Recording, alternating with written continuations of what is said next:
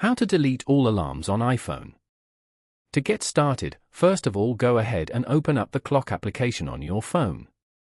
Ensure you are on the Alarm tab, which is typically located at the bottom left of the screen. This screen displays all the alarms you have created. To quickly delete a single alarm, you can simply swipe left on the alarm you wish to remove.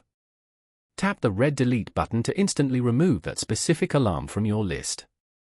To delete multiple alarms more efficiently, tap the edit button in the top left corner of the screen. This method is ideal for cleaning up several alarms in one session.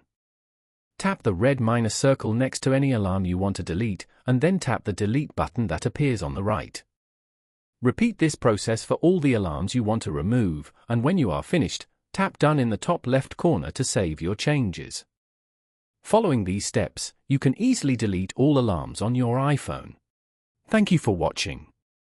Please leave a like if this tutorial helped you, or leave a comment below if you have any questions related to the video.